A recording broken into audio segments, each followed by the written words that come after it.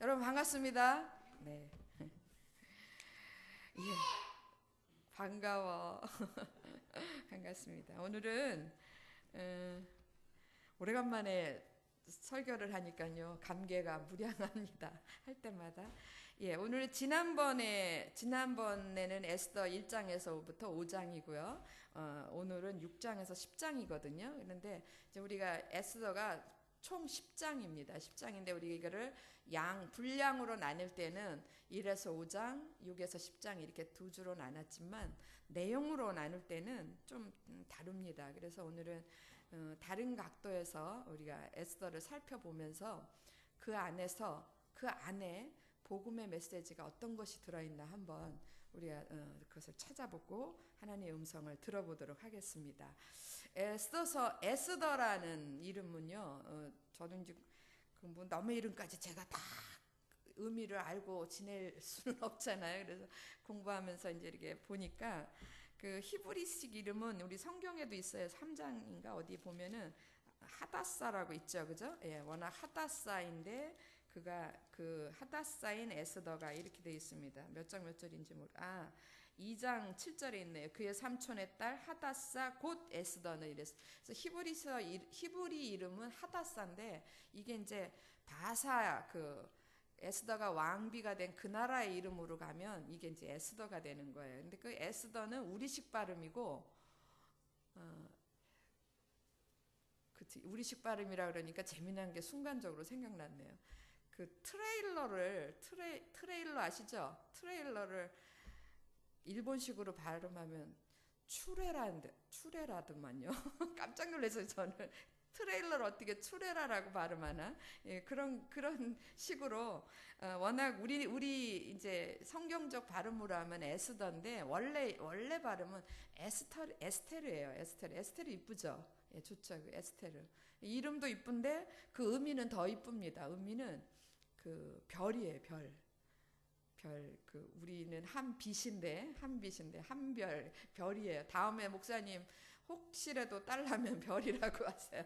한별. 예, 그래서 그 스타라는 이름입니다. 그래서 정말 이 이름을 이렇게 보면서 제가 그런 느낌을 많이 받아. 정말 에스더는 성경에서 물론 룻기도 아름답지만 그 에스더는 정말 별같이 빛나는 그런 아름답게 빛나는 그런 별처럼 그런 귀한 책인 거를 이제 다시 한번 생각하게 됐어요. 그래서 에스더가 어떻게 하면 이렇게 성경에서 구약 성경 전체에서 그렇게 아름다운 빛나는 별 같고 더더군다나 수천 년을 지나온 지금의 사람들도 에스더를 보면서 가슴이 따뜻해지고 가슴이 막 에스더처럼 아름다워지는 거예요. 그리고 그 아름다움의 빛이 막 사람에게 처음 이렇게 전해지는 그런 주인공이 되었을까? 그거를 생각하면서 제가 에스더 전체를 다시 묵상하게 됐습니다.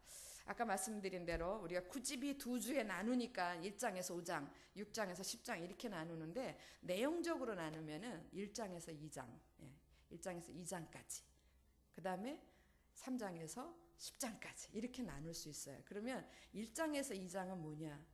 1장에서 2장은 하나님께서 에스더라는 한 여인에게 부어주신 한 인생에게 부어주신 놀라운 은혜가 기록된 장이 1장에서 2장이고 2장밖에 없습니다. 그리고 3장부터 10장까지는 그 은혜를 받은 에스더가 하나님 앞에 자기의 사명을 위해서 어떻게 살았는가 그것을 기록해 놓은 게 무려 8장을 기록을 해놨어요. 하나님께 받은 은혜는 2장인데 그것을 기록한 건 2장인데 에스더가 그 은혜를 받은 에스더가 하나님이 주신 사명을 위해서 하나님을 위하여 하나님의 나라를 위하여 드려진 그 부분들은 무려 8장이나 기록이 됐어요. 굉장히 이건 의미 있는 얘기입니다. 여러분 우리가 아는 성경의 많은 사람들을 보면은 하나님 앞에 귀한 은혜를 받고 나머지 그 은혜를 받은 이후부터 나머지 그들의 인생 전부는 다 하나님을 위하여 드려진 인생이라는 거를 우리가 알 수 있어요. 사도 바울도 안 그렇습니까? 사도 바울도 하나님 앞에 그가 몰라서 젊었을 때 막 열심당원으로 여기저기 쫓아다니고 그랬지만 그가 다메섹 언덕 도상에서 주 예수 그리스도를 만난 이후로 그 짧게 만난 만나기는 짧게 만났지만 그 짧은 만남 이후에 나머지 그 긴 세월 그의 일생 전체가 하나님의 나라를 위해서 하나님의 뜻을 위하여 드려졌던 것을 볼 수 있습니다. 우리가 그런 측면에서 우리 에스더서를 다시 한번 조명해 봅시다. 자, 1장에서 2장까지 에스더에게 주어주신 하나님의 은혜가 어떤 것인가 우리가 한번 봐야 되겠어요. 어떤 은혜를 받았는가? 하나님은 에스더에게 어떤 은혜를 주셨는가? 여러분, 에스더는 여러분이 2장 부분에 보면은 에스더는 부모가 없다 그랬어요. 부모가 죽은 후에 그랬습니다. 일찍이 부모를 여의고 그리고 고아로 자랐어요.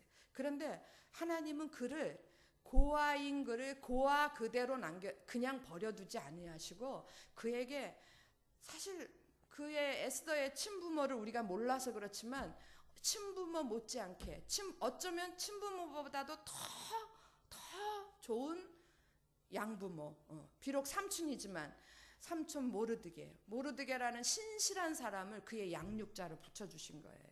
그래서 그 에스더서 2장 7절인가 보시면 그런 말씀이 있어요. 모르드게가 그의 에스더의 부모가 죽은 후에 모르드게가 그녀를 자기 친딸같이 양육하였다라 그랬어요. 그러니까 비록 족하지만 자기 친딸같이 온 마음을 다하여 온 정성을 다하여 하나님의 사람으로 키워낸 게 그게 모르드게였어요.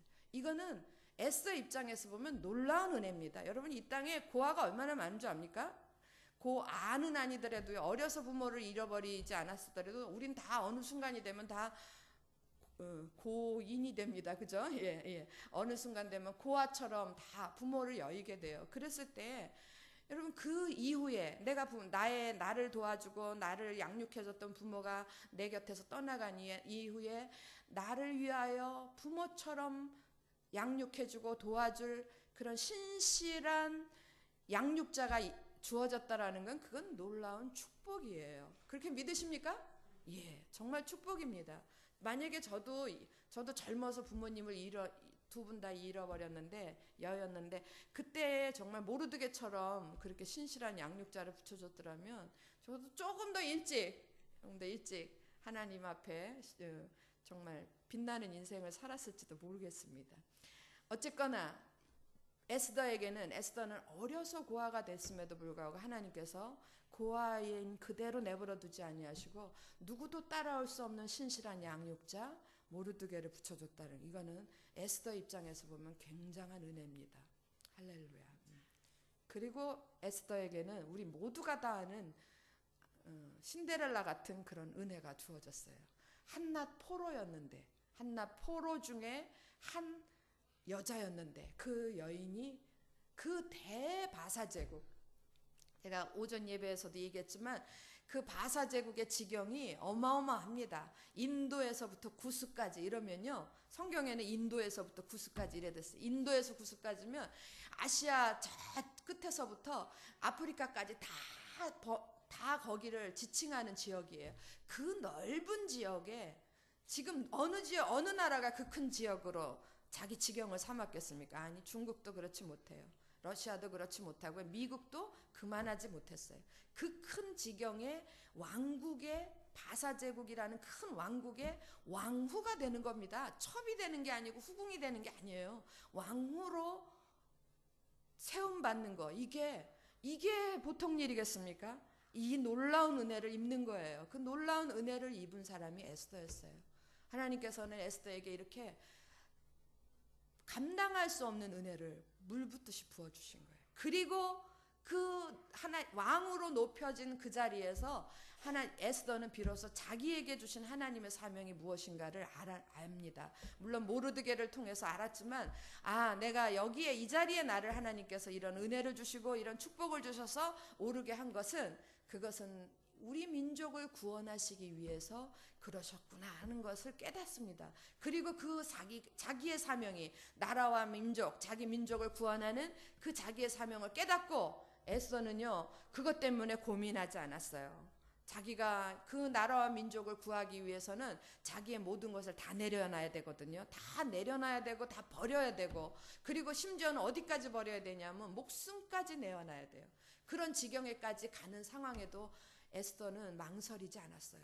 하나님 앞에 그것에 힘을 주라고 금식, 3일 금식하고, 그리고 3일 금식이 끝나서 결단하는 게 아니라 3일 금식 들어가면서 내가 금식한 후에 내가 이 일을 시작하겠다. 금식하기 전부터 결단하고 섭니다. 반응을 하는데 어떤 반응을 합니까? 저와 여러분이 모두가 다 아는 반응을 합니다. 내가 죽으면 죽으리라. 내가 어떻게 얻은 이 자리인데, 내가 포로 생활에서 포로였던 내가 이 대제국의 왕후가 됐는데 이 어떻게 올라온 이 자리를 내가 버려? 그런 차원이 아니었어요. 그 모든 것은 다 왕으로서의 명예와 부귀와 영화와 이런 모든 것들은 다 그냥 당연히 내려놓은 거고, 심지어는 에스더가 자기 민족을 구원하기 위해서는 자기 목숨을 내놓는 그런 결단을 해야 돼요. 근데 그 결단을 합니다. 내가 죽으면 죽으리다 라고 결단을 하고 하나님 앞에 섭니다. 여러분, 이거는 정말 참으로 이 대목이 없었더라면 우리가 에스더를 왜 기억하겠어요? 그죠? 예, 에스더가 성경에 이렇게 에스더서라는 책으로 기록되어 있지도 않았을 거고, 만약에 에스더가 이런 은혜를 입어서 그가 왕후가 되었더라 이러면 그걸로 끝이라면 이런 성경에, 하나님의 말씀이 이 성경에 기록되어 있지도 않았을 거고, 그리고 우리가 그렇게 에스더를 바라보면 에스더 모르는 사람이 없잖아요. 애들도 다 알아요. 그리고 교회 다니는 사람들은 딸나면 에스더 이렇게 집니다. 예. 김에스더, 박에스더, 예? 목사님 무슨 정에스더 이렇게 다 에스더, 얼마나 보배롭고 귀한 여인이면 그 이름을 따서 이름을 질 정도로 모르는 사람이 없어요. 그런 그 별처럼 빛나는 그의 인생이 되었던 거는 에스더가 자기가 받은 바 은혜에만 머물러 있지 않고 그 은혜를 가지고 하나님 앞에 자기에게 주어진 사명을 온전히 감당하는 그런 반응의 사람이었기 때문에, 믿음의 반응의 사람이었기 때문에 그 인생이 아름답고 그 인생이 별처럼 빛나는 거 아니었겠습니까? 그런데요, 여러분, 이렇게 산 사람들은요, 성경에 신구약 성경에 이렇게 산 사람 에스더 한 사람뿐만은 아니에요. 저도 생각해 보니까 이 일을 놓고 가만히 앉아서 묵상해 보니까 우리가 알고 있는 많은 하나님의 사람들, 우리가 알고 있는 많은, 우리가 정말 존경하고 우리가 따르고 싶고 배우고 싶고 닮고 싶은 그런 많은 믿음의 사람들은 다 이런 패턴으로 갔더라고요.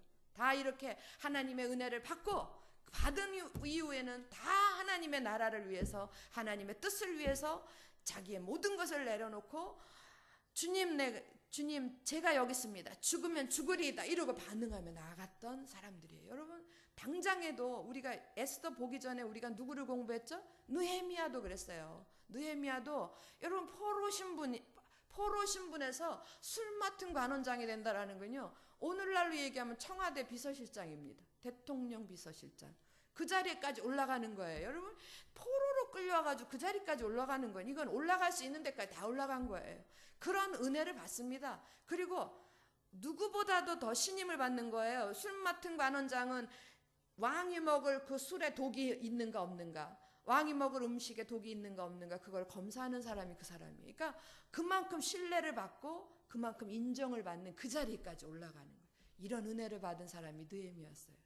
근데 느헤미야가 이제는 됐다, 이제 먹고 자고 눕고 쉬자 이랬던 게 아니에요. 이랬던 게 아니고 그 자리에 올라서서 그가 했던 일은 무너진 하나님의 성벽을 바라보면서 무너진 하나님의 나라를 다시 재건하는 일에 나머지 인생을 다 드리는 거예요.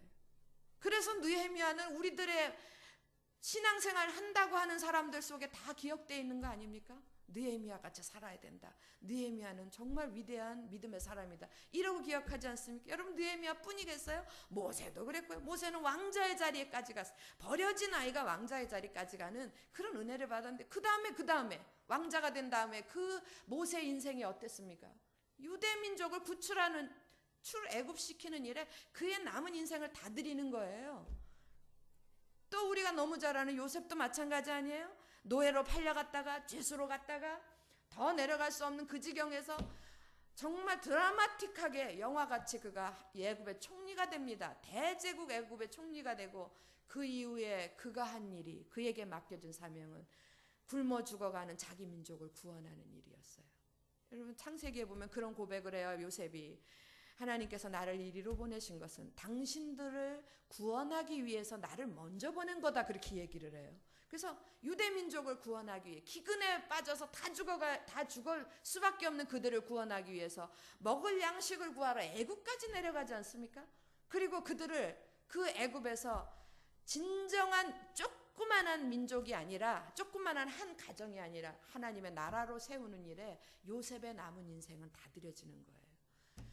여러분, 이 많은 믿음의 사람들이 패턴이 다 똑같아요. 하나님의 은혜를 받은 자마다 그 다음에는 하나님의 나라를 위하여, 하나님의 뜻을 위하여 남은 인생을 다 드리며 반응하며 나아가는 그런 모습들을 우리가 성경을 보면서 누구 하나도 예외 없이 이런 모습의 사람들로 주님 앞에 쭉 서 있는 게, 오늘 전도사님 아까 찬양했는데 내가 주님 앞에 서 있네 그러는데 어떤 모습으로 서 있는가 한번 생각해 봅시다. 그런 모습으로 다 서 있는데 제가 그 안에 부끄럽게 나만을 위해서, 내가 왕후가 됐어요. 나만을 위해서, 나의 부귀영화를 위해서 내 민족을 돌아보지 아니하고 내 가족을 돌아보지 아니하고 하나님의 나라는 생각도 안 하고 나만을 위해서 살고 이 다음에 하나님 앞에 서 있다면 얼마나 부끄럽겠어요. 그날에 하나님 앞에 섰을 때는 하나님의 빛은 우리의 폐부 깊숙한 것까지 다 비추신다고 그랬어요. 우리 마음속에 숨겨져 있는 것까지 다 드러나는 그 앞에 섰을 때 우리가 얼마나 부끄럽겠습니까? 그 영원한 시간 동안에. 그런 것들을 생각하면 오늘 우리가 훗날 하나님 앞에 설 때에 우리가 정말 에스더처럼, 느헤미야처럼, 요셉처럼, 모세처럼 이렇게 하나님의 은혜 받은 자로서 하나님께서 맡겨주신 모든 일들을 잘 감당하여서 설 수 있는 자가 되어야 된다고 생각합니다. 여러분, 그런 사람 되시기를 주의 이름으로 축원합니다. 그런데요, 이 에스더의 문제는, 에스더의 이 패턴은, 느헤미야에게 주어졌던 이 패턴, 요셉에게 주어졌던 이 패턴은 그들만의 것이 아니라는 거예요. 여러분, 오늘 우리에게도, 저와 여러분에게도 동일하게 주어졌다. 하나님은요, 공평하신 하나님, 에스더에게 은혜 주신 하나님, 오늘 나에게도 은혜를 주셨고, 할렐루야. 에스더에게 사명을 깨닫게 해주신 하나님, 오늘 나에게도 깨닫게 해주시고, 그러면 그 다음에는 각자가, 에스더는 그 하나님의 사명을 깨달은 그 자리에서 에스더는 죽으면 죽으리다 하고 반응했어요.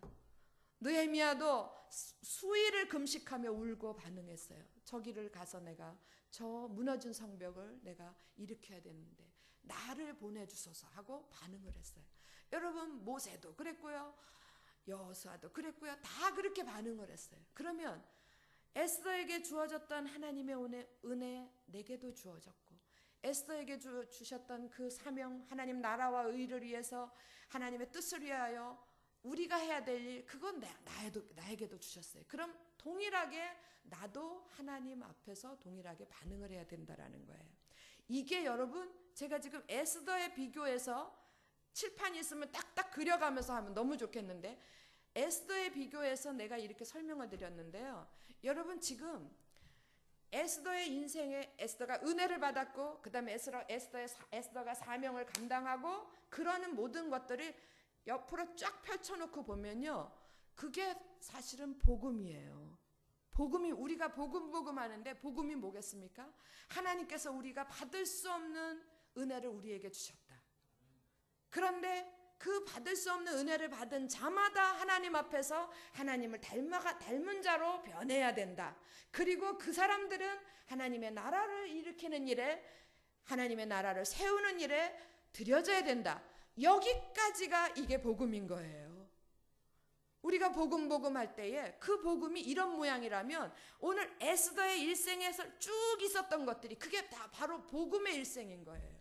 그래서 그 복음의 일생을 잘 감당했기 때문에 에스더는 그의 인생이 별같이 빛나는 아름다운 인생이 된 거고요. 여러분, 우리에게 주신 은혜가 무엇인지 이제부터 진짜 본론을 이야기하고 싶습니다. 우리에게 주신 하나님의 은혜가 어떤 것인가? 정말 1000번을 듣고 10,000번을 들어도 들으면 들을수록 은혜가 되고 들으면 들을수록 가슴이 미어지는, 그것이 우리에게 주신 하나님의 은혜예요. 로마서 5장에 이런 말씀이 있습니다. 여러분 로마서 5장 보시면요. 하나님이 우리를 부르실 때에 어떤 상태에서 부르셨냐면 우리가 아직 연약할 때에 그랬어요. 우리가 아직 하나님의 자녀 되기에는, 하나님의 백성 되기에는 아무것도 준비되지 않은 형편없는 그때에 하나님이 나를 부르셨다라는 거예요. 나를 구원하셨다. 그리고 우리가 아직 죄인 되었을 때, 내가 아직 하나님이 오라 해도 하나님을 모른다 하고 고개를 흔들고 전혀 다른 신을 경배하고 다른 우상을 쫓아서 헤매고 우리가 아직 죄인 되었을 때에 하나님을 욕하고 하나님을 조롱하고 했을 그때에 나를 하나님의 자녀로 부르신 거예요. 여러분 한 걸음 더 나가 봅시다. 로마서 5장 중간 부분에 보면 우리가 아직 하나님과 원수 되었을 때, 싫어, 나는 하나님 절대로 싫어, 나는 하나님은 다른 건 다 해도 하나님은 안 믿을 거야 이러고 하나님 앞에서 고개를 절레절레 흔들고, 그렇게 우리가 하나님과 원수 되었을 때에 하나님은 우리를 부르시고 우리를 사랑하셨던 거예요. 우리를 사랑하시고 우리를 부르시는데, 여러분 그것을 내가 너를 사랑한다, 우리가 아직 연약하고 우리가 아직 죄인 되었고 우리가 아직 원수 되었을 때 불렀던 거는 딱 한 가지예요. 하나님은 나를 사랑하기 때문에. 믿으십니까? 예. 그런데 그 사랑을 하나님께서 우리가 너무너무 안 믿으니까 하나님께서 그거를 도장 찍듯이 확증시켜줘. 성경에는 확증이라고 그랬어요. 확실한 증거로 보여주셨는데 뭐라고 그러냐면요, 로마서 5장 8절에 그렇게 기록되어 있습니다. 그리스도가 우리를 대신하여 죽으심으로 하나님이 우리를 사랑하신 사랑을 확증하셨느니라 그랬어요. 할렐루야. 보통 일이 아니에요. 도대체 우리와 나와 하나님 나한테 무슨 빚을 지셨길래, 하나님 도대체 나한테 뭘 못할 짓을 하셨길래 그렇게까지 하셔야 됩니까? 아니요, 뒤집어야 됩니다. 못할 짓을 한 거는 우리고요, 무엇인가 무슨 짓을 한 거는 우리예요. 우리가 정말 못된 길로 행하고 잘못된 길로 가고 있었던 건 우리입니다. 그런 우리를 하나님께서 오직 한 가지 이유, 나를 사랑한다라는 그 이유로 하나로 나를 부르시는데, 그 사랑을 우리가 너무 안 믿으니까 하나님께서 도장 찍듯이 눈에 보이는 도장처럼 그렇게 우리에게 보여주신 것이 독생자 예수 그리스도를 그냥 성령만 보내주셔서 구원하실 수도 있었어요. 그런데 그 예수를 우리와 똑같은 몸으로 이 땅에 오게 하시고, 그리고 정말 처참하게 십자가에 벌거벗겨 달려 돌아가시게 하고, 내가 내 아들을, 하나밖에 없는 내 아들을 이렇게 내어주기까지 내가 너를 사랑한다, 눈으로 보여주신 게 그게 하나님 사랑의 확증이셨습니다. 저와 여러분이 이런 놀라운 은혜로 사랑과 은혜를 입은 사람들입니다. 그래서 구원받은 사람들이에요.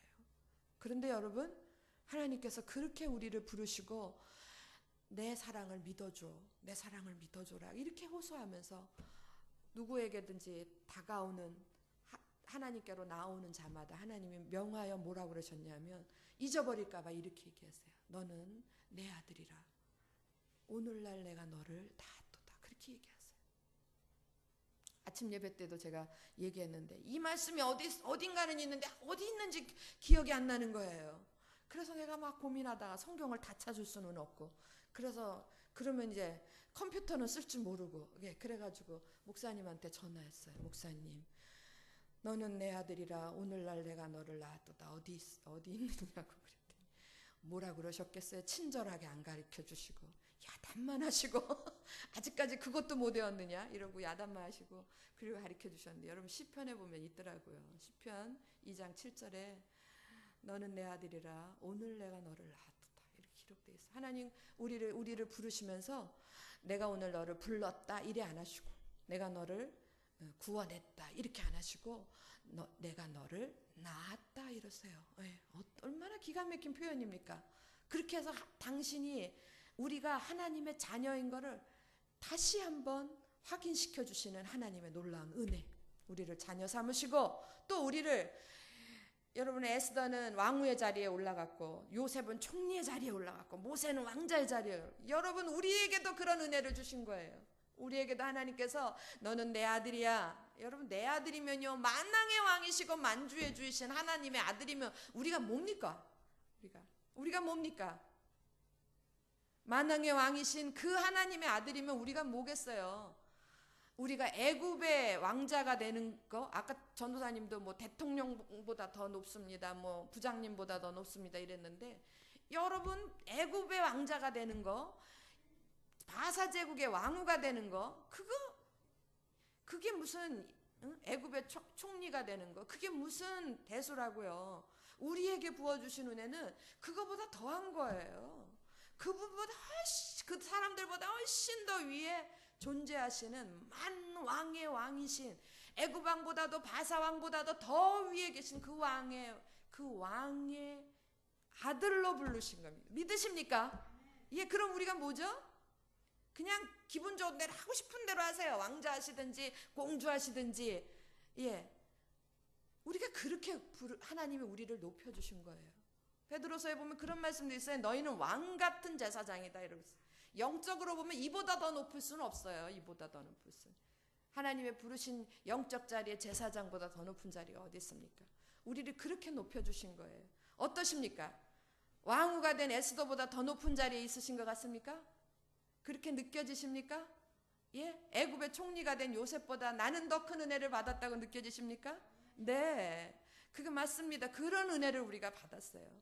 그러면 그런 은혜를 우리가 받은 자라면, 우리가 이 은혜 받을 때 우리가 한 게 뭐가 있습니까? 아무것도 없잖아요. 아무것도. 이런 은혜를 받은 자라면 우리에게 이제 우리가 그 은혜 받은 자로서 하나님의 원하시는 뜻을 이루어드리는 그런 우리에게 주어진 책임과, 우리는 이걸 사명이라고 그래요. 예, 자원하여 해야 되는 거예요. 안 한다고 하나님이 우리를 경찰서에다가 끌어가지 않으세요. 자원하는 심령들, 자원해서 하기를 원하시는 거예요. 정말 하나님의 은혜를 온전히 깨달은 사람들은요, 어떻게든지 은혜를 갚아야 될 거 아니에요. 여러분, 나한테 제가 목요일날 밤에 왔는데 금요일날 저희 집에 80이 되신 어르신이 찾아오셨어요. 정말 제가 그분한테 뭘 조그만 걸 베풀었는데 그게 너무 고맙다고, 세상에 햅쌀 1.5kg를 노인네가, 80이 되신 노인네가 그거를 가슴에 끌어안고 절 찾아오신 거예요. 그게 제가 뭐 그분을 위해서 뭐 죽어줬겠습니까? 집을 팔아줬겠습니까? 뭐를 했겠습니까?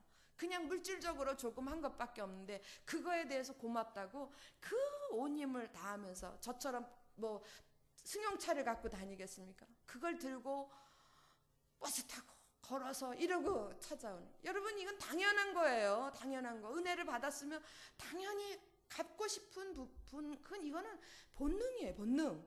그런데 우리가 하나님 앞에 그 큰 은혜를 받은 거를 깨달은 사람이라면 당연히 하나님 앞에, 그 다음에 도대체 내가 이 은혜를 어떻게 갚지? 하나님이 원하시는 건 뭐지? 하나님 뭘 제일 좋아하시지? 왜 생각 안 하겠어요? 이 생각 안 하면 이상한 거 아닙니까? 우리가 누구에게 선물을 할 때도 생각하는데, 부장님한테 선물하고 사장님한테 선물하고 목사님한테 선물할 때 저분이 뭘 좋아하지? 뭘 해드리면 좋아하겠지? 어쩌자고 우리가 하나님 앞에 생명의 값으로 받은 이 은혜를 갚을 때에, 이 은혜를 받은 자로서 그걸 갚을 때에 하나님 제일 원하시는 게 뭘까? 하나님 나한테 뭘 받으시면 제일 좋아할까? 이거 왜 생각 안 하겠어요? 안 하면 이상한 거 아닙니까? 갚을 생각이 없다라는 거 아니에요. 은혜 받은 자로서 갚을 생각이 없다라는 거 아니에요? 은혜 받았으면 갚아야 되겠죠? 그렇죠? 예. 뭐래도 갚아야 될 거 아니에요. 그러면 하나님이 제일 기뻐하시는 걸 갚아야 될 거 아닙니까? 여러분, 하나님이 하나님 마음속에 감추어진 하나님이 원하시는 게 뭘까요? 여러분, 사도 바울은 이렇게 얘기했어요. 성도들 중에서, 믿는 하나님의 백성들 중에서 그 사도 바울의 겸손함은 진짜 누구도 못 따라갑니다. 많은 성도들 중에서, 이 모든 성도들 중에서 지극히 작은 자인 자기에게, 나에게 베푸신 이 은혜를 내가 갚아야 되겠는데, 어떻게 갚아야 되느냐? 그것은 하나님이 원하시는 건 이런 거구나, 하나님이 기뻐하시는 건 이런 거구나 라고 기록한 게, 그게 에베소서 3장에 가면 기록되어 있어요. 여러분, 이렇게 해요. 내가 갚아야 되는데 하나님이 좋아하시고 하나님이 기뻐하시고 하나님이 원하시는 건 이거구나. 내가 하나님의 자녀로서 우리가 예수 그리스도를 영접한 자로서 그리스도를 믿고 산다라는 것이 얼마나 좋고 얼마나 귀하고 얼마나 풍성하고 얼마나 부요한가를 그걸 사람들한테 전하는 거구나. 전하게 하시고 그리스도의 풍성함을 이방인에게 전하게 하시고, 그리고 또 하나님 마음속에 감춰져 있던 또 하나의 보배로운 하나님의 뜻이 있는데, 그게 뭐냐면 비밀의 경륜이라 그랬어요. 하나님 마음속에 감춰진, 그러니까 비밀이죠. 하나님 마음속에 감춰진 비밀의 경륜을 드러내게 하려 하심이구나 이랬어요. 여러분, 하나님 마음속에 하나님이 아무 말씀도 안 하시지만 하나님이 정말 원하시는 게 뭐겠어요? 각 사람을 하나님의 자녀로 부르신 그 하나님의 마음속에는, 여러분 생각해 보세요. 제가 어머니가 돼가지고 얘를 이렇게밖에 못 듭니다. 내가 아들을 하나 낳고 그 다음에 딸 낳고 또 아들 낳고 이래가지고 한 열댓 명 낳았어요. 그랬을 때에 어머니로서 부모로서 내 마음에 원하는 게 뭐겠습니까? 큰 놈은 의사 되고 둘째 놈은 검사 되고 뭐 셋째는 사장 되고 이런 거 원하시겠어요? 아니요. 그보다 더 높은 차원의 원함이 있을 거예요. 이 많은 자식들이, 내가 낳은 자식들이 내 울타리 안에서 하나가 되는 거구나. 화목하게 지내는 거구나. 그걸 원하시지 않겠어요? 하나님 원하시는 건 우리더러 의사 되라, 우리더러 검사 되라, 우리더러 박사 되라, 사장 되라, 그걸 원하시지 않으세요. 다 우리가 하나님의 울타리 안에서, 그리스도, 이 울타리가 공동체예요. 이 울타리 안에서 모두가 다 하나가 되는 거, 그걸 이게 비밀의 경륜이에요. 이거를 드러낸다 그랬어요. 여러분, 드러낸다라는 말의 원래 뜻은 보여준다라는 거예요. 보여준다. 우리는 하나야. 다 저희 집, 제가 3남매가 있는데 다 집에서는 막 서로 아웅당 마음에서 서로 미워하고 다투고 이러면서도 사람들한테 보여줄 때 우리는 하나야 이렇게 한다면 그게 얼마나 가증스럽겠어요. 그리고 그렇게 말한다고 믿어줄 사람도 없어요. 쟤네들은 정말 한 가족이구나, 정말 화목한 가족이구나, 이렇게 느끼는 건요, 다른 사람들이 걔네들을 보면서 느끼는 거예요. 이게 드러낸다라는 뜻이에요. 우리 각 사람이 하나님 앞에 부름받으니 각 사람들이 하나님 안에서 하나로 하나님의 나라를 만들어가는 화목한 공동체가 되는 것을, 그것을 보여주는 거, 그것이 하나님이 원하시는 거라는 거예요. 여러분, 여기까지가 복음이에요. 여기까지가. 그 다음에는 우리가 그 복음 앞에서 우리가 반응을 해야 돼요. 에스더처럼 죽으면 죽으리이다 이렇게 반응해야 돼요. 그런데 오늘 우리가 반응해야 될 구호는 뭔가? 이사야서에 보면은 이런 말씀이 있습니다. 하나님께서 세상의 모든 죽어져가는 영혼들을 바라보면서 저들에게도 복음을 전하고 저들에게도 구원을 전해야 되는데 누가 나를 대신하여 갈꼬, 내가 누구를 보낼꼬 이랬을 때에 이사야가 손들고 외칩니다. 주님, 내가 여기 있사오니 나를 보내소서. 그리고 손들고요. 주님, 제가 여기 있습니다. 저를 보내소서. 저는 이 마음이었을 것 같아요. 주님, 참 부족하지만 저라도 하나님 쓰실만 하면 저라도 보내주세요. 제가 가겠습니다. 하나님이 쓰시겠다 그러면 제가 가겠습니다. 그리고 손을 들었던 게 이사야예요. 오늘 이 시대의 복음의 사람들, 하나님의 은혜로 구원받은 우리 복음의 사람들이 그 하나님의 뜻을 이루기 위해서 그것의 사명을 깨달았다면 그 일에 대하여 반응을 해야 되는데, 반응해야 될 것은 딱 한 가지입니다. 주님, 내가 여기 있사오니 나를 보내소서. 이렇게 반응해야 돼요. 그런데 여러분, 제가 오늘 이 말씀을 전하게 된 거, 이런 내용으로 준비한 것은 지난번에 우리가 나눔에서 제가 어떤 자매의 얘기 때문에 충격을 받은 거예요. 자매가 쭉 그런 은혜를 나누면서 에스더에 대해서 나누면서 죽으면 죽으리다가 지난번에 나왔잖아요. 그러면서 왜 우리는 안 될까? 이런 얘기를 하는 거예요. 그리고 왜 우리는 안 될까? 그 말은 우리가 고민이 된다, 안 돼서 고민이다, 이런 게 아니고 우리는 안 되는 거야, 이런 뜻을, 제가 받은 뉘앙스가 그런 거예요. 이거는 에스더니까 되는 거고 나는 안 되는 거야, 이런 뉘앙스로 들어오는 거예요. 그래서 제가 거기서 이것이 문제구나. 우리의 문제가 여기구나. 여러분, 다 그렇게 해야 돼요. 다 반응을 해야 돼요. 죽으면 죽으리다 이렇게 반응을 해야 되는데 우리는 왜 안 될까요? 여러분, 우리 속에 문제가 있어서 그래요. 그 문제를 하나만 이야기하고 오늘 마치도록 하겠습니다. 신약성경 야고보서를 찾아가겠습니다. 야고보서, 신약성경 야고보서 374쪽에 있어요. 4장입니다.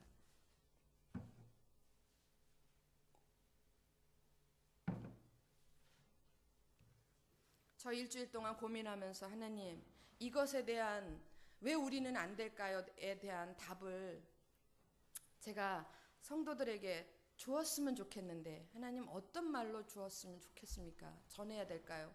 제가 고민했어요. 그때 하나님 응답하셨어요. 수요일날 조 목사님이 야고보서 강해를 하는데 이 설교를 목사님은 슬쩍 지나가시더라고요. 근데 나는 그게 그냥 가슴에 와서 팍 꽂혔어요. 바로 저게 답이구나 라고 해서 제가 여러분들한테 소개해드립니다. 야고보서 4장 1절 보시면 1절 찾으셨나요?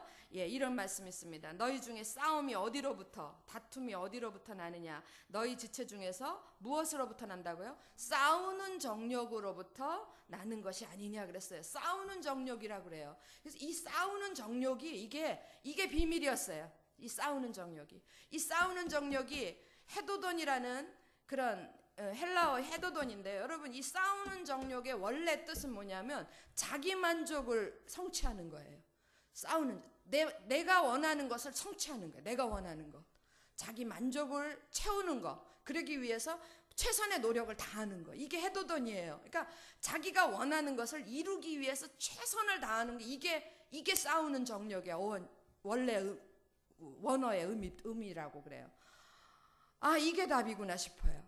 그런데 문제는 이 싸우는 정욕이, 이 헤도돈이 지금 야고보서 4장 1절에는 우리가 들을 때 싸운다라는 말도 그리스도인에게 합당치 않은 말 같고 정욕이라는 단어도 합당치 않은 것 같잖아요. 그죠? 그런데 이게 이 헤도돈의 출처가 어딘가가 문제인 거예요. 헤도돈의 출처, 헤도돈이라는 게 싸우는 정욕이 어디서 나왔는가, 거기에 따라서 두 갈래로 완전히 다른 모습으로 갈라지는 거예요. 여러분, 이 헤도돈이 자기 만족을 위해서 최선을 다하고자 하는 그 능력, 그 애씀, 뭐 이런 것들이 어디로부터 나왔는가? 세상의 것으로부터 나왔으면 이건 싸우는 정욕이야. 왜냐하면 세상적인 거는 다 자기를 위해서 성취하는 것, 남보다 더 성공해야 되고, 남보다 더 많이 가져야 되고, 남보다 더 이뻐야 되고, 남보다 더 건강해야 되고, 내 자식은 남보다 더 잘 돼야 되고, 옆집이 아들이 서울대 가면 우리 아들은 어디 가야 되겠어요? 하버드 가야지. 그렇게 다 욕심 없이 끊임없이 일어나는 시기와 다툼, 요란한 일, 이게 세상의 지혜로부터 나온 거라면, 이 헤도돈이 거기로부터 나온 거라면, 자기 만족이 세상 것이라면, 이런 얘기하고 똑같은 거예요. 자기를 만족시키는 것이, 나를 지금 만족시키는 것이 세상적인 것이라면 우리는 이거는 싸우는 정욕일 수밖에 없어요. 그거는 다툼이고, 그거는 시기고, 그건 질투고, 그거는 주변을 다 요란하게 하는 일일 수밖에 없습니다. 그런데 이 헤도돈의 출처가 위에서 난 거라면, 위에서 내려오는 것이고, 그 말은 하나님께로부터 내려오는 하나님의 지혜에서부터 나온 거라면 그건 얘기가 달라지는 거예요. 위에서 온 거라면요, 이미 이 헤도돈의 출처가 위에서 왔다 그러면은 이 사람 마음속에, 제 마음속에 헤도돈이 위로부터 와 있어요. 그러면 이 내 안에 있는 내가 원하는 거는 어느덧 나를 위한 원함이 아니라 누구를 위한 원함입니까? 그렇죠. 하나님을 위한 원함으로 바꿔져 있을 거라고요. 그 사람은 더 이상 아들이 서울대 아니고 저 보세요. 우리 아들 대학교 안 가도 아무렇지도 않습니다. 옛날 같으면 죽을 뻔했을 것 같아요. 예. 말이 안 되는 거예요. 어디 이양진의 아들이 대학도 못 가? 그건 말도 안 되는 거예요. 다리 몽댕이를 부러뜨려서라도 보내야 되는 거예요. 근데 그건 아닌 거예요. 그런 마음이 없어지는 거예요. 그거보다 나는 그 아이의 신앙이 더 중요해요. 그 아이가 하나님 앞에서 바로 서고 거룩한 삶을 살고 구별된 삶을 사는 거, 이게 더 중요한 거예요. 그래서 우리 아들하고 딜했어요. 너가 학교 안 가는 거 대신 네가 최선을 다해서, 안 되겠지만 하나님이 너한테 은혜를 부어주실 때까지 네가 최선을 다해서 하나님 앞에 붙어있기를 애써라. 그걸로 딜했어요. 여러분, 달라지는 거예요. 자기를 위한 것이 어느덧 하나님을 위한 것으로 바꿔지는 거예요. 이 해도돈이 어디로부터 오는가? 위에로부터 오는가? 그것이라면 이거는 싸우는 정욕이 아니라 거룩한 본능으로 바뀌어져 있는 거예요. 여러분, 그래서 야곱을 한번 생각해 보세요. 야곱이 어머니 뱃속에 있을 때부터 이 사람은 본능적으로 하나님 것에 대한 욕심이 있었어요. 하나님이 주시는 축복에 대한 욕심이 있었던 거예요. 그게 야곱이 뱃속에 있을 때부터 이거 하나님의 축복, 이게 아니고 자기는 내가 태어나는 이 자리에서 내 인생 속에서 최고의 것을 얻고자 하는 거, 그게 있었다고요. 그런데 나와보니까 그 하나님, 그 나라는 하나님, 그 가정은 하나님의 가정이니까 어려서부터 배웠을 거 아니에요. 그러니까 자연스럽게 하나님의 것을 추구하는 거예요. 여러분, 야곱이 형의 에서의 것을 빼앗고 했을 때 우리는 도둑놈이다, 사기꾼이다 욕하지만요, 욕할 일이 아니에요. 욕할 일이. 그 속에 그의 거룩한 본능이 있었던 거예요. 그는 마음속에 내가 하나님한테 축복받아야 돼, 내가 하나님의 장자가 돼야 돼, 이런 간절한 사모함이 있었기 때문에 호시탐탐 기회를 노린 거예요. 그래서 어느 날 기회가 왔을 때 팥죽 한 그릇에 장자권 뺏고, 거짓말을 해서라도 축복권 뺏고, 그리고 수십 년 지났을 때에 자기가 다시 하나님 앞에 자기 집으로 돌아갈 때에 하나님의 은혜가 없이는 안 되겠다라는 생각이 있으니까 야복강에서 환도뼈가 부러지는 그런 일을 경험하면서도 안 놓잖아요. 여러분, 환도뼈가 부러져서 아프면 그냥 본능적으로 놔버리게 돼 있어요. 근데 안 놓잖아요. 하나님의 답을 들을 때까지. 오죽하면 하나님이 네가 이겼다 그랬겠어요. 네가 이겼고 내가 졌다. 차마 내가 졌다 소리 못하니까 하나님 체면이 있어서 네가 이겼다 그래. 그게 이스라엘이라는 말의 뜻이에요. 그래서 그 큰 이스라엘의 이름을 야곱으로부터 시작하는 거 아닙니까? 여러분, 우리 가운데 이 거룩한 본능이 있어야 돼요. 해도돈. 왜 우리는 에스더처럼 죽으면 죽으리라가 안 돼? 그건 에스더만 되는 거야. 아닙니다. 아닙니다. 제가 말씀을 이제 정리하려고 해요. 이게 복음이에요. 여러분, 정말 복음 안에서 하나님의 은혜가 어떤 것인가를 깨달은 사람이라면 그 다음에는 자연적으로 내가 아니요 그리스도라, 하나님께로 갈 수밖에 없어요. 그리고 그 앞에서 결단하게 돼요. 결단하게. 그 결단케 하시는 것도 하나님의 은혜인 줄 믿습니다.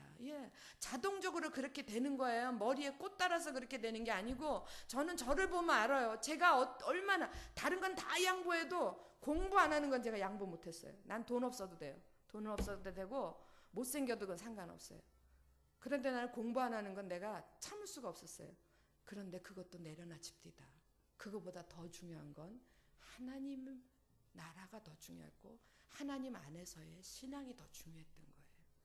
여러분, 한번 생각해 보세요. 이제 말씀 정리합니다. 에스더가 자기 나라, 자기 민족을 구원하기 위해서 그렇게 드려지지 않았다면 그 에스더가 가지고 있었던 왕후 자리, 그게 무슨 소용이 있었겠습니까? 그건 한낱 그냥 명예의 눈이 얻은, 사치의 눈이 얻은 한 여인, 세속적인 여인에 불과했을 거예요. 이렇게 오랜 세월 많은 사람들의 입에 오르며 많은 사람들의 가슴을 울리며 많은 사람들의 영혼을 울리는 그런 별같이 빛나는 그런 인생 꿈도 못 꿨을 거예요. 꿈도 못 꿨을 거예요. 마찬가지입니다, 여러분. 우리도 마찬가지예요. 우리가 받은 은혜가 어떤 건데, 근데 우리가 그 받은 은혜에도 불구하고 우리가 하나님 나라를 위해서 헌신하고 자원하여 반응하지 않는다면, 주님 내가 여기 있사오니 나를 받으소서, 이렇게 반응하지 않는다면